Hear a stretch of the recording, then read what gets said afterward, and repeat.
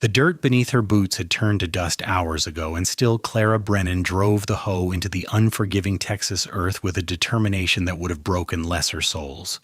The year was 1878, and the summer sun beat down on the fields that stretched endlessly toward the horizon. Acres upon acres of land that her father had claimed with nothing but sweat and stubbornness before a fever took him 6 months past. Now, at 22 years old, Clara worked alone, her hands blistered and bleeding, her dark hair plastered to her neck with perspiration, trying to prepare the soil for a cotton crop that might save her family's homestead outside of Abilene. Her younger sister Mary, just 16, was back at the house tending to their ailing mother, which meant every row, every furrow, every back-breaking inch of this preparation fell to Clara alone. She had been working since dawn, and the sun now hung high and merciless in that endless Texas sky. The hoe felt like it weighed 100 pounds, and her shoulders screamed with each swing. The field stretched for miles in every direction, a sea of brown earth waiting to be turned, and Clara knew with a sinking certainty that she could not do this alone. Not in time. Not before the planting season passed them by entirely. But what choice did she have? Hiring help cost money they did not possess, and every neighboring farmer was busy with their own land. The Brennan family had always kept to themselves, her father's pride preventing him from building the kinds of friendships that might have resulted in helping hands during times like these. Clara paused to wipe her brow with the back of her hand, leaving a streak of dirt across her forehead. She squinted toward the western edge of their property where the land met the road, and that was when she saw him. At first, he was just a dark shape against the bright sky, a figure on horseback leading what looked like a team of horses behind him. She tensed, her grip tightening on the hoe handle. Strangers could mean trouble, especially for a woman alone in the fields, but as the figure drew closer, she could make out more details. He wore a dusty brown hat pulled low against the sun, and he sat his horse with the easy confidence of a man who had spent his entire life in the saddle. The cowboy brought his horse to a stop at the edge of the field, and Clara could now see that he was leading a team of 4 powerful draft horses, their coats gleaming with health despite the dust of the road. The man himself looked to be in his mid-20s, with sun-darkened skin and eyes the color of spring grass. He had a strong jaw shadowed with several days of stubble, and when he removed his hat in greeting, she saw that his hair was a dark auburn that caught the sunlight. "Ma'am," he said, his voice carrying easily across the distance between them. "Name's James McKenna. I was passing through on my way to meet my brother in Abilene when I saw you out here working alone. Been watching you for about 10 minutes now, and I figure at the rate you are going, you will still be hoeing come Christmas."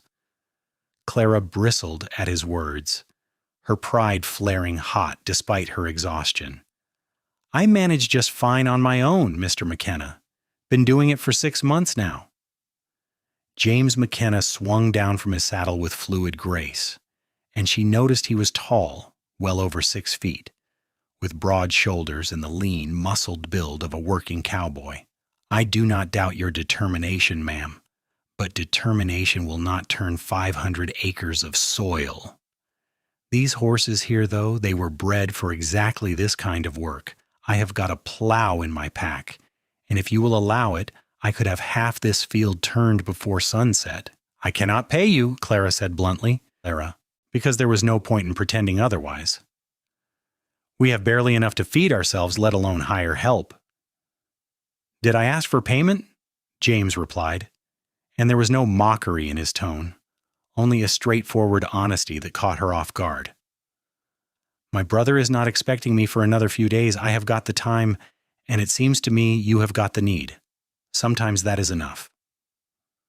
Clara studied him carefully, looking for the angle, for the catch that surely must exist.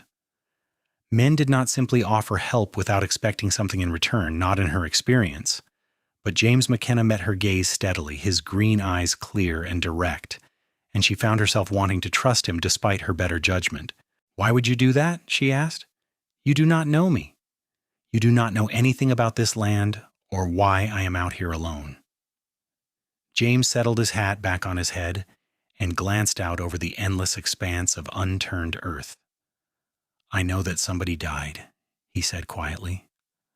"I know because I have seen that look before, the one you are wearing right now. The look that says you are carrying a weight that is not meant for one person alone. My own father died when I was 17, left my mother and 4 younger siblings with a ranch in Colorado that was more debt than cattle. I know what it is to be desperate and alone and too proud to ask for help. So I am not asking you to ask. I am just offering." Something in Clara's chest tightened at his words, a complicated knot of grief and relief and fear all tangled together. She wanted to refuse him, wanted to prove that she could do this herself, but the practical part of her mind knew that was foolishness speaking. If James McKenna could truly turn this field with his horses and plow, it would save her weeks of labor, weeks she did not have.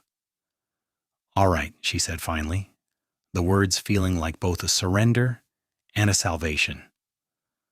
"But I work too. I will not stand by and watch while you do everything." A smile tugged at the corner of James's mouth, transforming his serious face into something warmer. "Would not dream of suggesting otherwise, ma'am. You look like the kind of woman who would brain me with that hoe if I tried." Despite everything, Clara found herself almost smiling back. "You have that right, Mr. McKenna."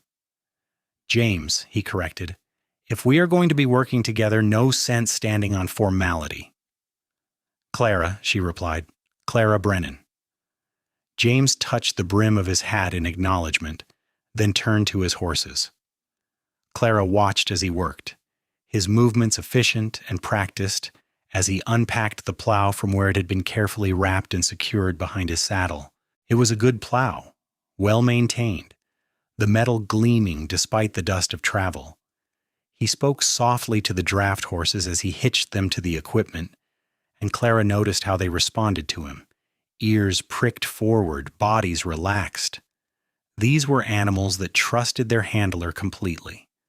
Within 20 minutes, James had the team ready and positioned at the edge of the field. He stripped off his vest and rolled up his sleeves, revealing forearms corded with muscle and tanned dark from the sun. "You want to guide them through the first few rows?" he offered. "Get a feel for how they work?" Clara shook her head. "You know them better. I will follow behind and break up any clumps the plow misses." They fell into a rhythm then, James walking behind the plow as the powerful horses pulled it through the earth, turning the hard-packed soil into neat furrows. Clara followed with her hoe, breaking up the larger clods and smoothing the rows. The work was still hard, but it was nothing compared to what she had been doing alone. With the horses doing the heavy pulling, the field began to transform before her eyes. They worked in silence for the first hour, both focused on the task at hand.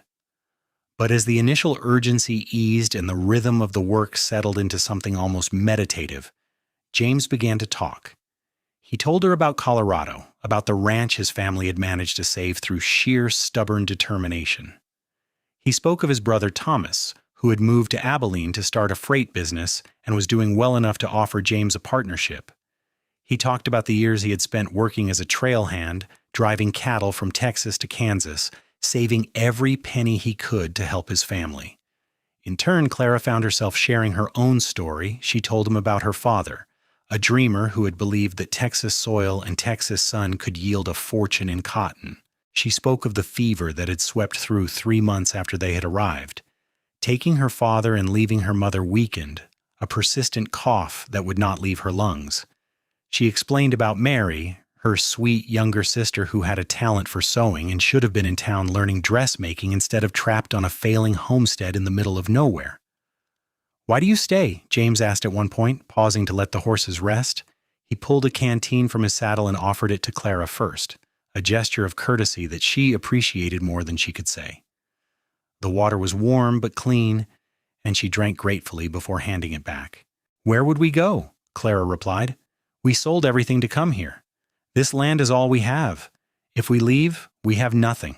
At least here, we have a chance.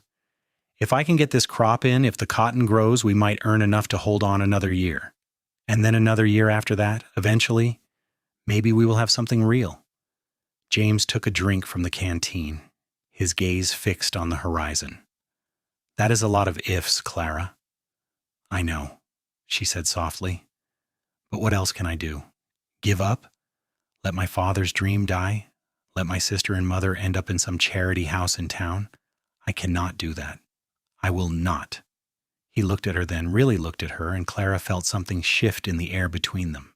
It was not anything she could name, but it was there nonetheless, a spark of recognition, of understanding. "No," James said finally. "I do not suppose you could. You are not the giving up type." They returned to work, and as the sun began its slow descent toward the western horizon, Clara realized with amazement that they had completed nearly 20 acres of turning. 20 acres in one day when she would have been lucky to manage one on her own.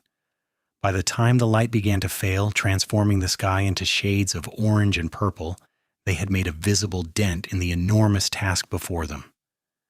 James unhitched the horses and led them to the water trough near the barn, taking the time to rub each one down despite his own obvious exhaustion. Clara watched him work, noting the care he took with the animals, the way he checked their hooves and legs for any sign of strain. A man who treated his horses well was a man who could be trusted, her father had always said. "You will stay for supper," Clara said, and it was not quite a question. "It is the least I can offer after what you have done today." James straightened from examining the last horse's hoof, and she saw him hesitate. "I do not want to impose on your family." "You will not be imposing. We do not have much, but we have enough to share a meal with someone who has helped us." Clara met his eyes steadily. "Please, let me offer you this much at least." He nodded slowly. "Then I would be honored, Clara." The Brennan house was small, just 4 rooms with a covered porch, but Clara had kept it as neat and clean as she could manage despite everything. Mary met them at the door, her eyes widening at the sight of James. Clara's sister was pretty in a delicate way that Clara had never been, with blonde curls and blue eyes that reminded everyone of their mother in her youth. "Mary, this is James McKenna. He has been helping me with the field. James, my sister Mary." Mary bobbed a quick curtsy, clearly flustered. "Pleased to meet you, sir. I will set another place for supper." Their mother was in her rocking chair by the window, a blanket over her lap despite the heat. Elizabeth Brennan had once been a beauty, but illness had whittled her down to something fragile and pale. Still, her eyes were sharp as she studied James, and Clara could see her mother's mind working, assessing, judging. "Mama, this is James McKenna. He has been helping with the plowing." "Mrs. Brennan," James said, removing his hat and inclining his head respectfully, "I am grateful for your hospitality." Elizabeth studied him for a long moment before nodding. "Any man willing to help my daughter is welcome at my table, Mr. McKenna, though I hope Clara is paying you fairly for your work." "He will not take payment," Clara said before James could respond. "He is helping out of kindness, nothing more." Her mother's eyebrows rose at that, and Clara could see 100 questions forming behind her eyes, but Elizabeth Brennan had been raised with manners, and she would not interrogate a guest at her table. "Then we are doubly grateful, Mr. McKenna." Supper was simple, just beans and cornbread with a little salt pork for flavoring, but Mary had made it well, and there was enough for everyone to have a full plate. They ate at the rough wooden table her father had built, and Clara found herself hyper-aware of James sitting across from her, the way his presence seemed to fill the small room. Mary peppered James with questions throughout the meal, her natural curiosity overcoming her shyness. Where had he come from? How long had he been traveling? Had he really driven cattle all the way to Kansas? James answered patiently, and Clara noticed how he turned his responses into stories that made Mary laugh, easing the tension that had been present in the house for so long. Even her mother seemed lighter, sitting up straighter in her chair, the faintest hint of color in her pale cheeks. Clara realized with a pang how long it had been since they had shared a meal with someone outside their immediate family, how isolated they had become in their struggle to survive. After supper, Mary insisted on cleaning up, shooing Clara and James outside to the porch. The night air was cooling finally, a blessed relief after the brutal heat of the day. Clara sank down onto the porch steps with a sigh, and James settled beside her, leaving a respectful distance between them. "Your sister is charming," James said, "and your mother is stronger than she looks." "Mary is the sunshine of this family," Clara replied. "She keeps us going when things get dark. And Mama, yes, she is strong, but I worry about her. That cough gets worse every week, and I do not have money for a doctor." James was quiet for a moment, and Clara could feel him thinking. "When I was a boy," he said finally, "my grandmother had a cough like that. Turned out her lungs could not handle the dust and dry air of the plains. When we moved her to my aunt's place near a river, where the air was more humid, she got better. Not completely, but better." "We cannot move," Clara said flatly. "I told you. This land is all we have." "I know," James said. "I'm just saying sometimes the problem is not the person, it is the place. Something to think about, maybe?"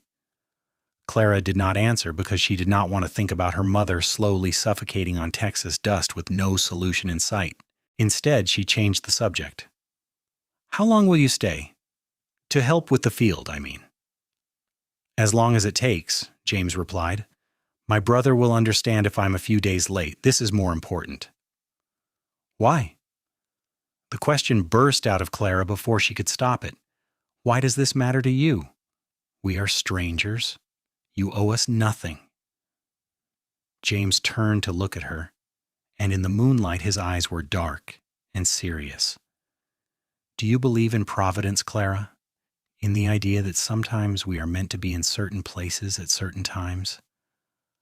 "I do not know what I believe anymore," she admitted. "I used to believe in a lot of things. I used to believe my father when he said this land would make our fortune. I used to believe that hard work was always rewarded. But then my father died, and my mother got sick, and I have been working myself to the bone for 6 months with nothing to show for it but blisters and debt." "I think you are wrong about the nothing," James said gently. "I think you have shown yourself that you are strong enough to survive anything. I think you have kept your family together when a lot of people would have given up and scattered. That is not nothing, Clara. That is everything." His words hit something deep inside her, some wall she had built to keep herself going, and suddenly Clara found tears streaming down her face.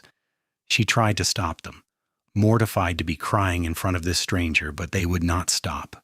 6 months of grief and fear and exhaustion came pouring out all at once, and she could not hold them back. James did not try to stop her or tell her everything would be all right. He just sat beside her, solid and present, and when she finally began to calm, he handed her a clean handkerchief without comment. Clara wiped her eyes, feeling drained but somehow lighter, as if something poisonous had been lanced. "I am sorry," she managed. "That was unseemly." "That was human," James corrected. "You have been carrying too much for too long. Nobody can do that forever without breaking a little." They sat in silence for a while longer, listening to the night sounds of the Texas prairie, the distant howl of a coyote, the chirp of crickets in the grass. Finally, James stood. "I should make camp. I will be back at first light, and we will get more of that field turned." "You can sleep in the barn," Clara offered. "It is not much, but it is better than sleeping on the ground." "The barn will be fine," James agreed. "Thank you, Clara, for the meal and the company." She watched him walk across the yard toward the barn, his tall figure silhouetted against the star-filled sky, and felt something unfamiliar stirring in her chest. Not quite hope, but something adjacent to it. Something that felt dangerously like possibility. True to his word, James was working before dawn the next morning. Clara woke to the sound of the plow moving through the earth and dressed quickly, guilt flooding her at the realization that he had started without her. She hurried through her morning chores, checking on her mother and leaving Mary with instructions for the day, then rushed out to the field. James looked up as she approached, and she saw that he had already completed another 3 acres. "Morning," he called out. "There is coffee in my saddlebag if you want some. Made it before I started." The fact that he had thought to make extra coffee for her touched Clara more than it probably should have. She found the tin cup and poured herself some of the strong, bitter brew, then took her position following the plow. They worked through the morning, stopping only briefly to rest the horses and drink water. The day was slightly cooler than the previous one, a few clouds offering occasional respite from the relentless sun. As they worked, they continued to talk, the conversation flowing more easily now. James told her about a buffalo stampede he had witnessed during a cattle drive, about a flash flood that had nearly drowned him and his horse, about the time he had won $50 in a poker game and used it to buy his youngest sister a new dress for her birthday. Clara found herself laughing at his stories, and the sound felt strange in her own ears, as if she had forgotten how. In turn, she told him about her childhood in Missouri, about the little house by the creek where she had grown up, about her father teaching her to read using the family Bible, and whatever newspapers he could acquire. She spoke of the boy she had almost married before her father decided to move the family to Texas, and how part of her was grateful now that she had not tied herself to someone who would have expected her to be meek and obedient. "You are many things, Clara Brennan," James said with a grin, "but meek is not one of them." "Is that a criticism?" she challenged. "That is a compliment," he replied seriously. "The world has enough meek women. It needs more who are willing to stand up and fight for what they believe in." By the end of the second day, they had turned over 60 acres total. It was astounding progress, more than Clara had dared to hope for. As they unsaddled the horses and led them to water, James said casually, "I was thinking, if you are agreeable, I could stay on for the rest of the week. Get this entire section done before the planting needs to start." Clara's heart leaped, but she kept her voice measured. "What about your brother? What about the partnership he is offering you?" "Thomas has been working on his own for 2 years now. Another week will not make a difference, but getting this field done could make all the difference for you and your family." James paused, his hands stilling on the horse's flank. "Unless you do not want me here, I do not want to overstay my welcome." "No," Clara said quickly, perhaps too quickly. "No, I would be grateful for the help, more than grateful." Something passed between them then, a look that lasted just a heartbeat too long to be merely friendly. Clara felt heat rise in her cheeks and looked away first, busying herself with the water trough. That evening, Mary made a special effort with supper, using some of their precious flour to make biscuits and opening a jar of the preserves they had been saving. Their mother seemed more alert as well, joining in the conversation and even smiling at some of James's stories. Clara watched her family transform in James's presence, watched the weight of worry lift just a little from her sister's shoulders, saw color and life return to her mother's face. After supper, Clara walked James to the barn again, the ritual already beginning to feel familiar. They stood in the doorway, neither quite ready to end the day. The barn smelled of hay and horses, and somewhere in the rafters a barn owl hooted softly. "Can I ask you something personal?" James said suddenly. Clara tensed slightly but nodded. "You can ask. I may not answer." "That man you almost married back in Missouri, do you ever regret not marrying him?" The question surprised her, but she considered it honestly. "No," she said finally. "I think I loved him, or I thought I did. But it was the love of a girl who did not know any better. He wanted a wife who would cook his meals and bear his children and never have an opinion on anything important. I would have suffocated in that life. So no, I do not regret it. What about you? Have you ever come close to marrying?" It was James's turn to pause to consider. "Once. A girl in Colorado, daughter of one of our neighbors, pretty as a picture and sweet as honey, but when I talked to her, really talked to her, there was nothing there. No substance, no fire. She agreed with everything I said, never challenged me, never made me think. I realized I did not want someone who would just echo me back to myself. I wanted a partner, someone who would push back when I was wrong, someone who would stand beside me as an equal, not behind me as a shadow." "That is a rare attitude for a man," Clara observed. "Maybe," James said, "but I watched my mother hold our family together after my father died. I saw the strength that took, the intelligence and determination. It taught me that women are just as capable as men, sometimes more so. Any man who cannot see that is a fool. Clara felt something shift in her chest, some final wall crumbling. This man, this stranger who had appeared out of nowhere, understood things that most men would never grasp. He saw her, truly saw her, in a way that felt both terrifying and exhilarating. "Thank you," she said softly, "for saying that, for understanding." "Thank you for letting me stay," James replied, "for letting me help.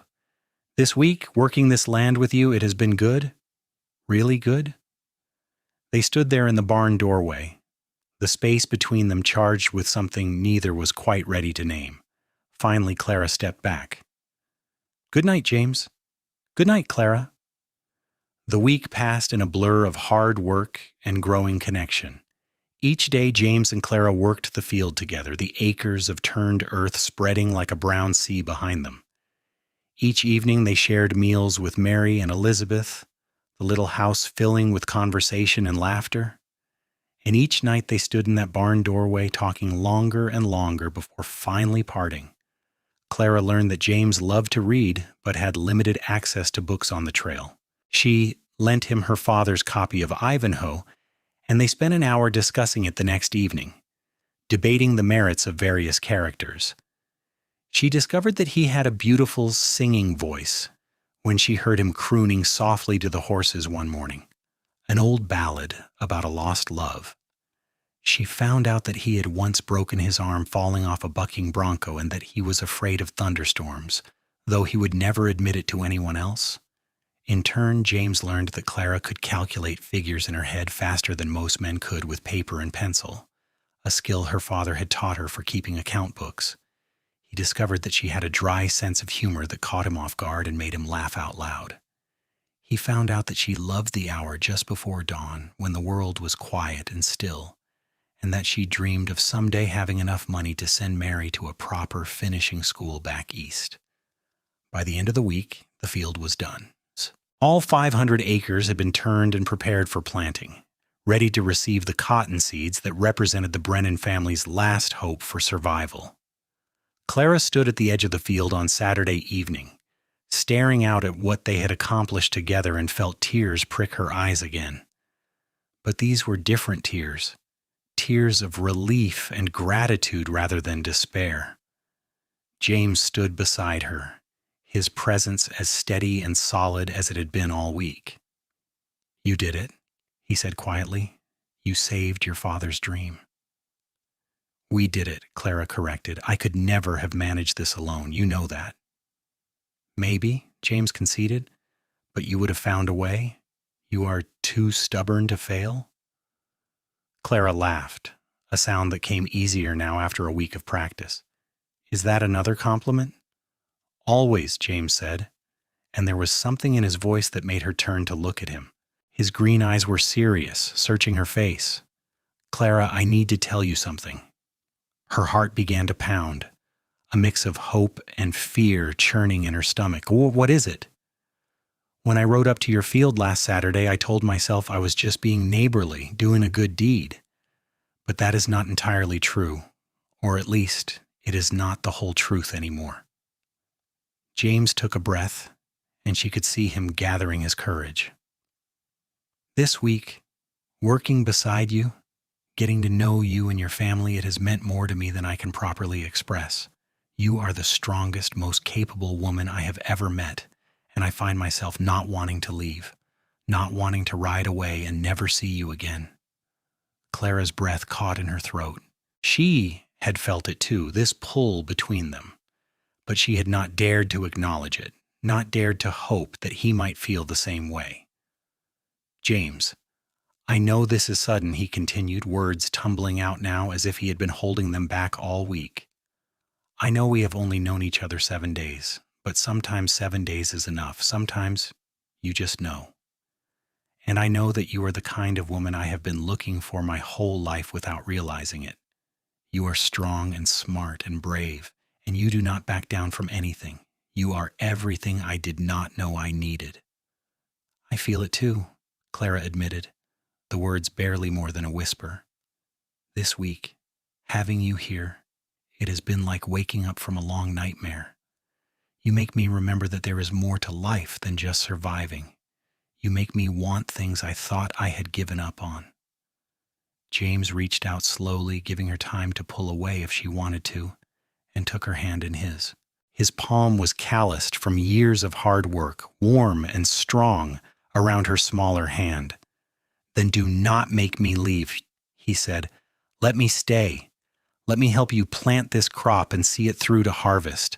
Let me court you properly the way you deserve. And if at the end of the season you decide you do not want me around, I will go and never bother you again. But give us a chance, Clara. Give this a chance." Clara looked down at their joined hands, then up at James's face, at the hope and vulnerability written clearly in his expression. Every practical bone in her body told her this was madness. They barely knew each other. He could be anyone, could want anything. But her heart, her battered and weary heart, knew differently. James McKenna was exactly who he appeared to be. A good man who had shown up when she needed help most and had asked for nothing in return. A man who saw her as an equal, who respected her strength rather than being threatened by it. A man who made her feel alive again. "Stay," she said, and watched his face transform with joy. "Stay and help me with the planting. Stay and let me get to know you better. And we will see what happens when the cotton comes in." James lifted her hand to his lips and pressed a gentle kiss to her knuckles, a gesture so tender it made her breath catch. "You will not regret this, Clara. I promise you that." That night, they told Mary and Elizabeth over supper. Mary squealed with delight and immediately began planning while their mother watched James with thoughtful eyes. After the meal, Elizabeth asked to speak with James privately, and Clara found herself pacing nervously on the porch while her mother interrogated the man she was allowing to court her. After what felt like hours but was probably only 20 minutes, James emerged from the house with Elizabeth leaning on his arm. He settled her carefully back into her rocking chair, and Clara saw her mother nod once, a gesture of approval. "He will do," Elizabeth said simply. "He has a good heart and honest intentions. More importantly, he understands what kind of woman you are, daughter, and he does not want to change you. That is rare and precious. Do not let it slip away." The weeks that followed were the happiest Clara could remember in a long time. James proved as good as his word, staying to help with the planting. Together they walked the rows, dropping seeds at precise intervals, covering them with the rich, turned earth. It was still hard work, but with James's horses and his help, it went faster than Clara had dared to hope. As they worked, they talked about everything and nothing. James told her about his dreams for the future, about wanting to own his own land someday, a place where he could build something lasting. Clara shared her fears about the crop failing, about losing the land despite all their efforts, about her mother's health continuing to decline. "Whatever happens," James told her one day as they rested in the shade of the barn, "you will not face it alone. Not anymore.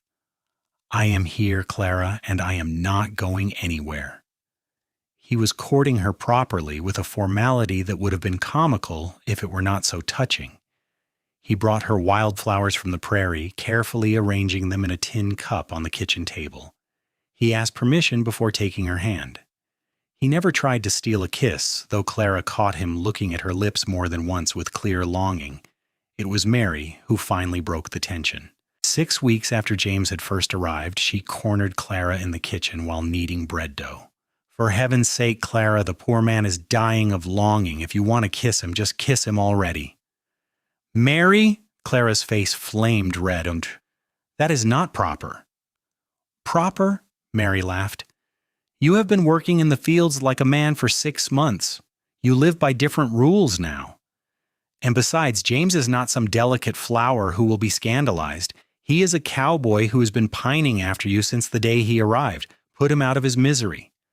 That evening, as Clara and James stood in their usual spot by the barn, watching the sun set over the newly planted fields, Clara decided her sister was right. She turned to James, saw him watching her with that mix of affection and longing that had become so familiar, and made her decision. "James," she said softly, "will you kiss me?" His eyes widened, surprise and heat flaring in equal measure. "Clara, I do not want you to think I'm courting you just because—" "I know why you are courting me," she interrupted, "and I know you are too much of a gentleman to make any advances without permission. So I am giving you permission. Please, James, kiss me." He stepped closer, raising one hand to cup her cheek with infinite gentleness. Clara's eyes fluttered closed as he leaned in, and then his lips touched hers, soft and warm and sweet. The kiss was chaste, barely more than a brush of mouths, but it sent electricity racing through Clara's entire body. When James pulled back, his eyes were dark with emotion. "I am falling in love with you," he said, the words raw and honest. "I know it is too soon to say it, but I cannot hold it in anymore. I love your strength and your stubbornness. I love the way you fight for your family. I love how you never give up, even when everything seems impossible. I love you, Clara Brennan, and I want to spend the rest of my life proving it to you." Clara felt tears spring to her eyes, but they were happy tears this time. "I love you too," she whispered. "I think I started falling for you that first day when you offered to help a desperate stranger with nothing to gain. You are the best man I have ever known, James McKenna." He kissed her again, deeper this time, and Clara melted into his embrace. They stood there in the gathering dusk, wrapped in each other's arms, and for the first time in 6 months, Clara allowed herself to believe that everything might actually be all right. The cotton sprouted 3 weeks later, tiny green shoots pushing through the dark earth like promises. Clara walked the rows every morning, checking for pests and disease, her heart swelling with hope each time she saw the plants growing taller and stronger. James worked alongside her, and when there was nothing to be done in the fields, he found other ways to help. He repaired the roof of the barn where it had been leaking. He reinforced the chicken coop so predators could not get in. He rode into Abilene and returned with medicine for Elizabeth, purchased with his own money despite Clara's protests. "Let me do this," he said when she tried to argue. "Let me take care of your family, our family, if you will have me." The proposal was everything Clara could have wanted, and nothing like she had expected. It came on a Sunday afternoon in late July when the cotton plants were waist high and the worst of the summer heat had passed. James asked her to go for a ride with him, and they headed out across the prairie on his horse, Clara sitting sideways behind him with her arms wrapped around his waist. He brought her to a spot where a small creek ran through a copse of cottonwood trees, a hidden oasis in the midst of the harsh landscape. They dismounted, and James spread out a blanket he had packed in his saddlebag. From another bag he produced fresh bread, cheese, and a jar of peaches, an impromptu picnic. They ate and talked and laughed, and when the food was gone, James turned to face her, suddenly serious. "Clara, I need to ask you something important." She felt her heart begin to race, anticipation and nervousness tangling together. "What is it?" "I went to Abilene yesterday," James said. "I sent a telegram to my brother Thomas, telling him I would not be joining him in his freight business. He understood. In fact, he told me to follow my heart, and that my heart was clearly here with you." Clara's breath caught. "James, you cannot give up your future for me." "I am not giving up my future," James corrected gently. "I am choosing it. Clara, I want to stay here. I want to help you work this land. I want to expand it, buy more acreage, build this into something real and lasting. But more than that, I want to marry you. I want to stand beside you as your partner and your husband. I want to watch your sister grow up and help take care of your mother. I want to build a life with you, right here on this Texas soil." He reached into his pocket and pulled out a ring, simple and beautiful, a thin gold band with a small diamond set in the center. "This was my grandmother's ring. My mother sent it to me with her blessing. She said any woman strong enough to survive what you have been through deserves to wear it. So I am asking you, Clara Brennan, will you marry me?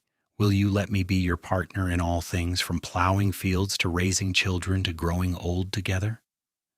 Tears streamed down Clara's face, but she was smiling so wide her face hurt. "Yes," she breathed. "Yes, James, I will marry you.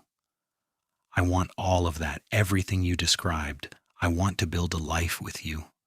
James slipped the ring onto her finger, and it fit perfectly, as if it had been made for her. Then he pulled her into his arms and kissed her thoroughly, and Clara kissed him back with all the love and hope and joy that filled her heart to bursting.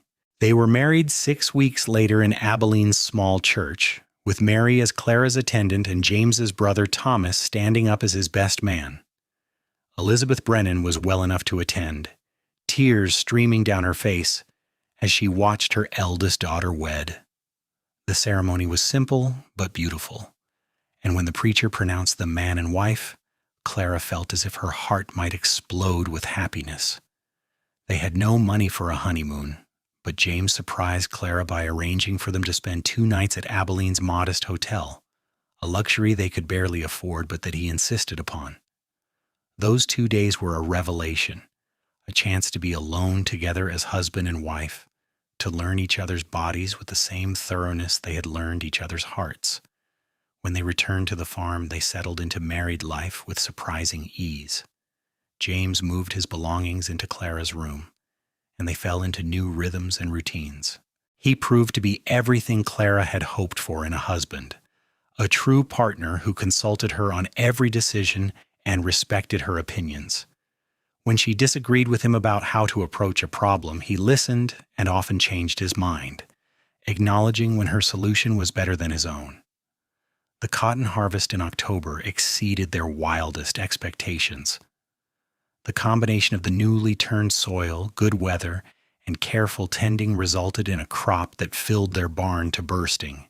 They hired help to pick the cotton, an expense that proved worthwhile when the merchant in Abilene offered them top dollar for the quality of their product. For the first time in over a year, the Brennan family had actual money, enough to pay their debts, buy seed for the next season, and still have a comfortable cushion left over. James immediately used part of the profit to hire a doctor to examine Elizabeth. The physician confirmed what James had suspected. Her lungs were being damaged by the dry, dusty air. He recommended she spend the winter months somewhere with more moisture in the air, perhaps near the Gulf Coast, though Clara hated the thought of her mother leaving. James convinced her it was the right thing to do. They arranged for Elizabeth to stay with a distant cousin in Galveston for the winter months, with the understanding that she would return in the spring when the air was more humid and the dust had settled. The parting was difficult, but Elizabeth seemed more animated than she had in months at the prospect of seeing the ocean and breathing easier. With her mother gone, and Mary spending more time in town learning the dressmaking trade she loved, Clara and James had the homestead mostly to themselves that winter. They used the time to plan for the future, mapping out which fields to plant, discussing whether to expand into cattle or focus solely on cotton, dreaming about the life they wanted to build together. On a cold January night, as they lay together in their bed with a fire crackling in the hearth, Clara turned to James with a nervous smile. "I have something to tell you." He rolled onto his side, propping his head on his hand to look at her properly. "What is it? You look like you're about to burst." "I am with child," Clara said, watching his face carefully. "I suspected for a few weeks, but I wanted to be certain before I told you. The doctor in Abilene confirmed it today when I went to town for supplies." James's face went through a series of emotions in rapid succession: surprise, joy, wonder, and finally something like awe. "A baby?" he breathed. "We are going to have a baby?" Clara nodded, tears of happiness sliding down her cheeks. "In July, the doctor thinks. Are you happy? I know we did not plan for this so soon." "Happy?" James pulled her into his arms, holding her carefully as if she might break. "Clara, I am more than happy. I am blessed. We are going to be parents. We are going to have a family of our own. How could I be anything but overjoyed?" He kissed her then, tenderly, reverently, and Clara felt the last piece of her battered heart click back into place. This was everything she had never dared to dream of: a loving husband, a thriving homestead, a child on the way, a future bright with possibility. The months that followed were busy and happy. James was attentive to the point of being overprotective, constantly worrying that Clara was working too hard or lifting too much. She found his concern endearing even when it was frustrating, and they argued good-naturedly about what she should and should not be doing.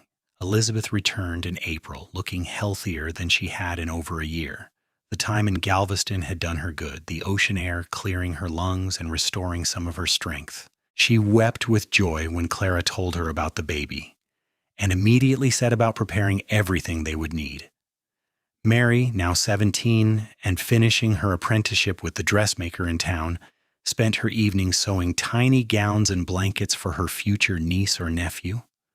The little house was filled with activity and anticipation, and Clara found herself overwhelmed with gratitude for how dramatically her life had changed in less than a year. The baby came on a sweltering July evening, arriving 2 weeks earlier than expected. James paced frantically outside while Elizabeth and the midwife attended to Clara, and Mary tried unsuccessfully to distract him with conversation. The labor was long and difficult, and James nearly broke down the door twice when he heard Clara cry out in pain. But finally, as the sun rose over the Texas prairie, the midwife emerged with a squalling bundle wrapped in one of Mary's lovingly stitched blankets. "You have a son, Mr. McKenna," she announced with a tired smile. "A healthy, strong boy with a good set of lungs on him." James barely heard the last part. He was already pushing past the midwife to get to Clara, who lay exhausted but radiant in the bed, their son cradled against her chest. She looked up as James entered, and the smile she gave him was the most beautiful thing he had ever seen. "Meet your son," she whispered. "I was thinking we could name him Daniel after my father." James sank onto the edge of the bed, staring in wonder at the tiny, red-faced infant. "Daniel McKenna," he said softly, testing out the name. "It is perfect. He is perfect." He looked up at Clara, his eyes shining with tears. "Thank you. Thank you for this gift, for this child, for this life we have built together." Clara reached up to touch his face. "We built it together," she reminded him. "Every bit of it. I could not have done any of this without you." Little Daniel McKenna proved to be a robust baby with his father's green eyes and his mother's stubborn determination. He rarely cried, but when he did, he made sure the entire household knew about it. James was besotted from the first moment, spending hours simply watching his son sleep, marveling at the tiny fingers and toes, the miniature perfection of him. Life settled into new rhythms again, adapting to include this new little person.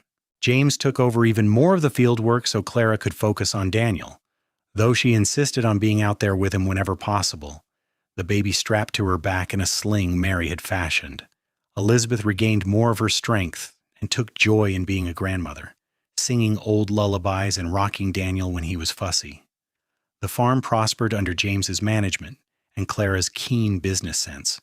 They expanded their holdings, purchasing an adjacent 100 acres from a neighbor who was moving back east. They invested in more horses and a small herd of cattle, diversifying in case the cotton crop ever failed.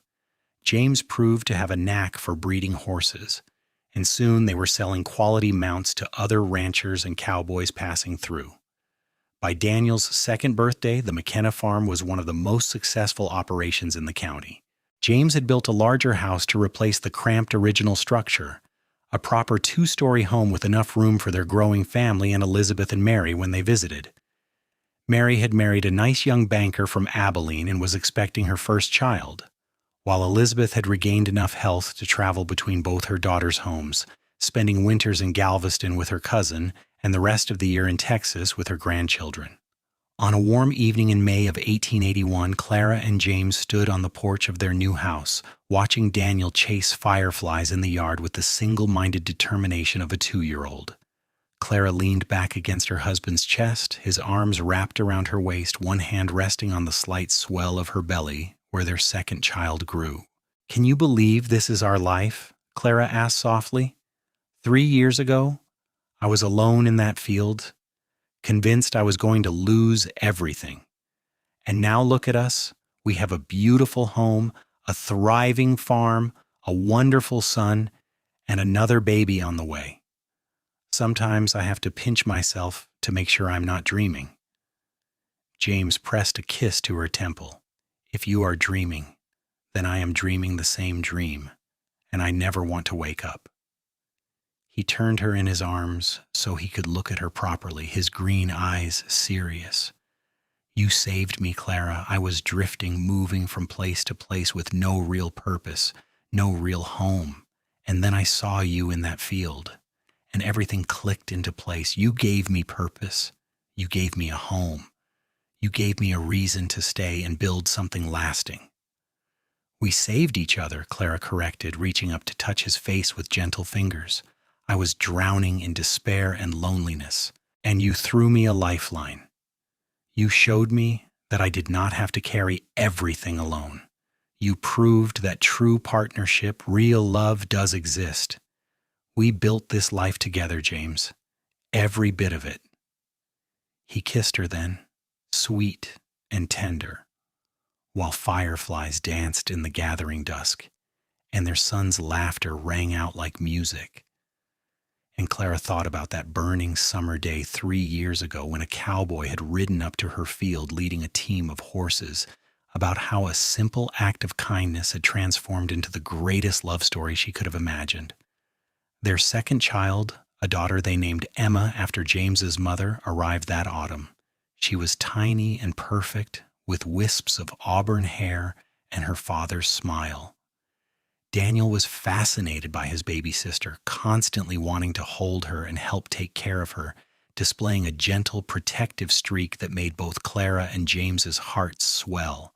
The years rolled on, marked by harvests and birthdays, by new foals born in the barn, and cattle driven to market. The McKenna farm grew and prospered, becoming known throughout the region for quality cotton and fine horses. James was respected in the community as a fair dealer and a skilled horseman, while Clara earned a reputation for her business acumen and her willingness to help other struggling homesteaders. They had 2 more children after Emma, another son they named Thomas after James's brother, and finally another daughter, Caroline, who arrived when Clara was 31 and James was 33. Their home was filled with noise and laughter and love, with children racing through the halls and playing in the fields their parents had worked so hard to cultivate.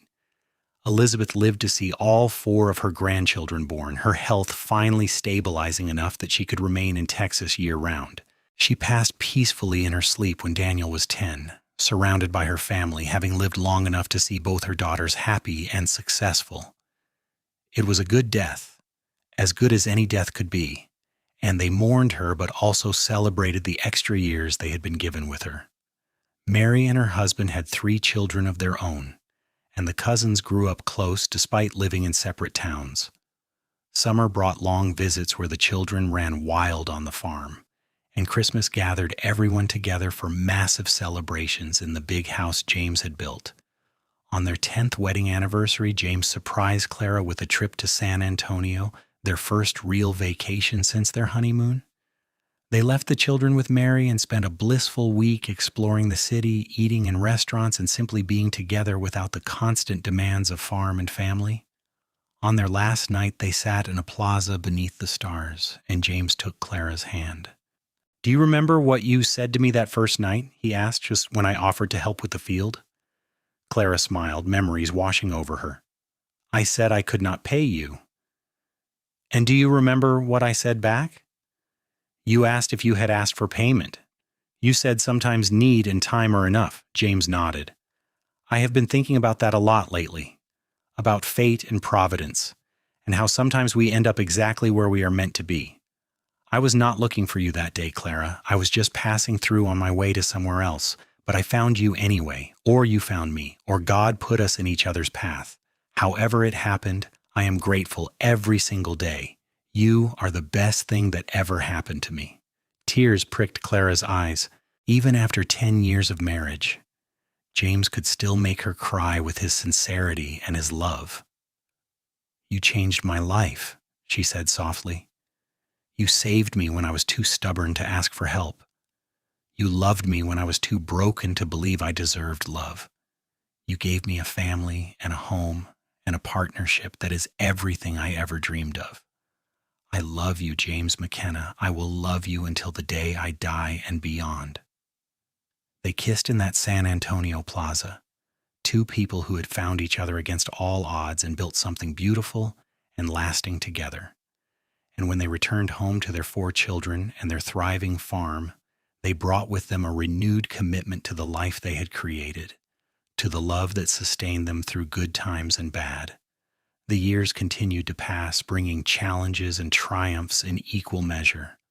There was the year of the terrible drought when the cotton failed, but the cattle and horse breeding saved them. There was the winter Daniel fell through the ice on the creek, and James nearly died pulling him out of the freezing water. Both of them laid up for weeks with terrible coughs. There was the joy of watching Emma marry a young lawyer from Austin, and the pride in Thomas when he earned a scholarship to a university back east to study agriculture. Through it all, Clara and James faced everything together. They never lost the ability to work as partners, to challenge each other and support each other in equal measure. Their love deepened over the years, transforming from that first wild passion into something richer and more enduring.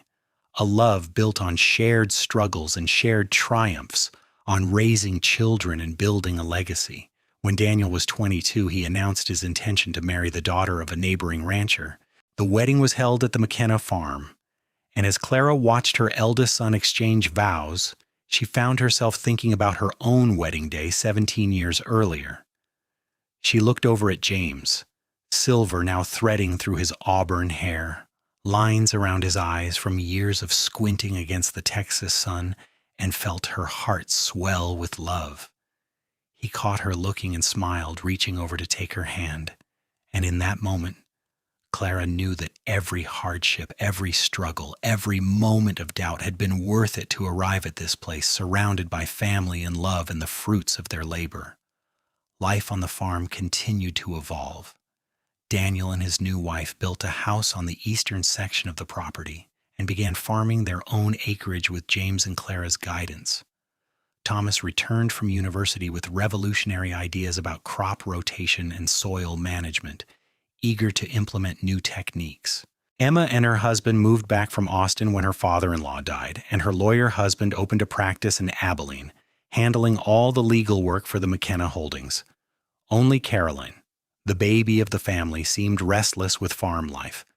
At 18, she announced her intention to become a teacher, a profession that shocked some in the community but which Clara and James supported wholeheartedly. Caroline moved to Dallas to attend normal school, and Clara saw echoes of her own independent spirit in her youngest daughter's determination to forge her own path. James and Clara stepped back gradually from the day-to-day running of the farm as they moved into their 50s, content to let their children take the reins while they focused on their growing pack of grandchildren. They traveled more, taking trips to New Orleans and Memphis and even New York City once, marveling at how much the world had changed since their youth. But they always came home to Texas, to the fields that Clara had once hoed alone, and that James had helped her turn with his team of horses so many years ago. Those fields were the foundation of everything they had built, the place where their love story had begun. On a warm June evening in 1903, 25 years after they first met, Clara and James sat together on the porch swing James had built the year before.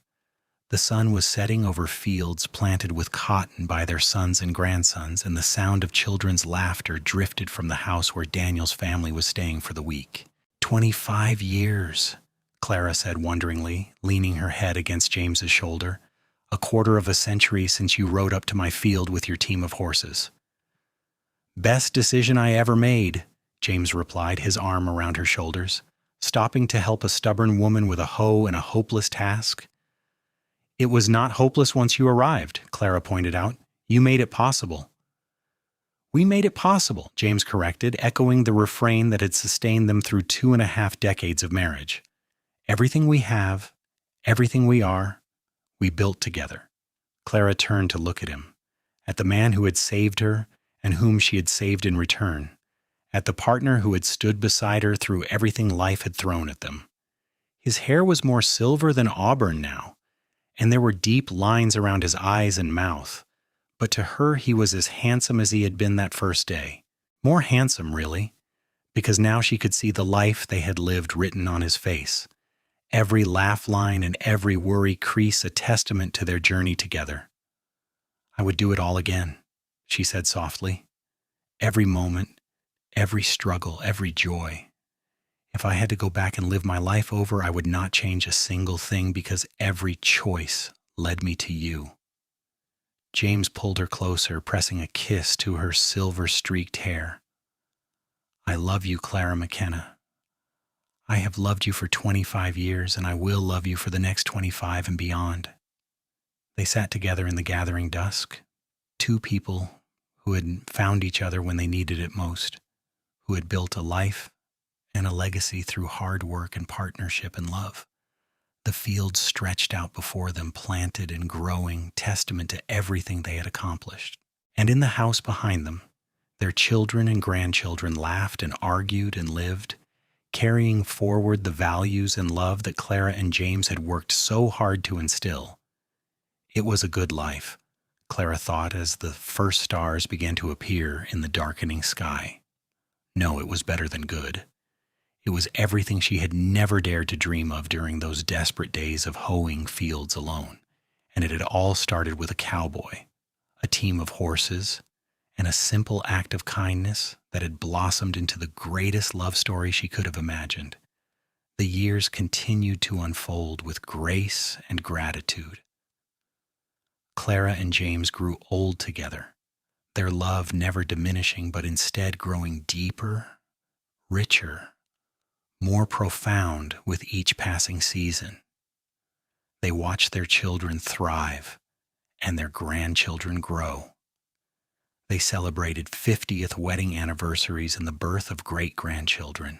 They faced losses too, the death of friends and siblings, the inevitable aches and pains of aging bodies. But through it all, they had each other.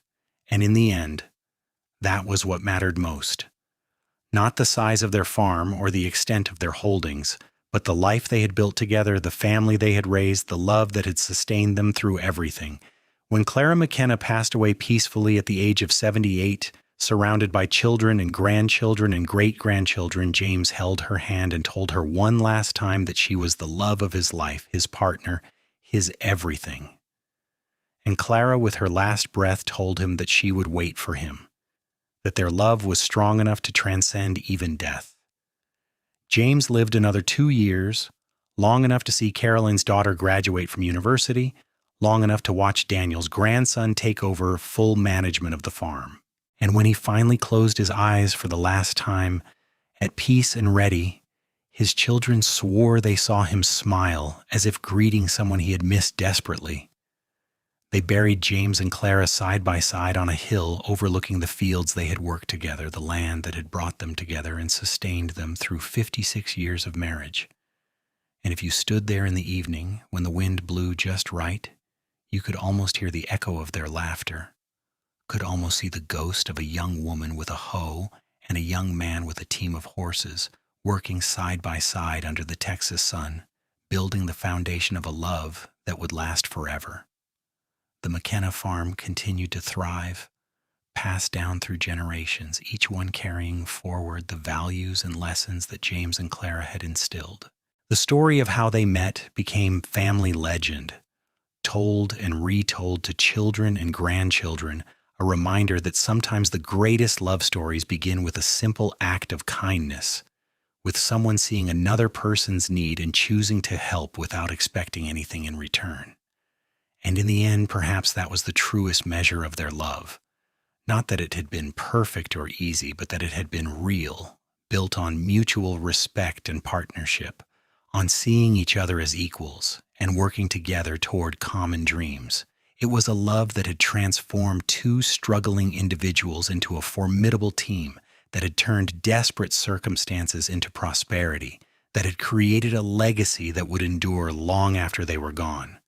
Clara and James McKenna had built something lasting, something beautiful, something that mattered, And it had all started on a hot Texas day in 1878, when a cowboy brought a team of horses to help a woman hoeing fields that stretched for miles, and two lonely souls found in each other exactly what they had been searching for all along.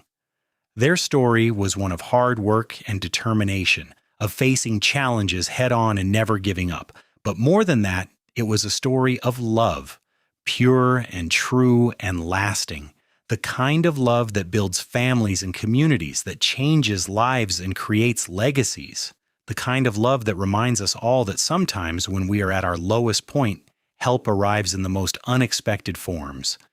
And sometimes that help comes with a heart ready to love us exactly as we are, ready to stand beside us and build something beautiful together. The sun set over the McKenna fields, painting the sky in shades of orange and purple and gold, and somewhere in the house, a great-great-grandchild asked to hear the story again. The story of how great-great-grandma Clara met great-great-grandpa James. And as the family gathered to tell the tale once more, the legacy continued, a testament to the power of love, partnership, and the simple but profound choice to help someone in need. It was a story worth telling, worth remembering, worth passing down through the generations, because it reminded everyone who heard it that love, real love, was worth fighting for, worth building toward, worth everything.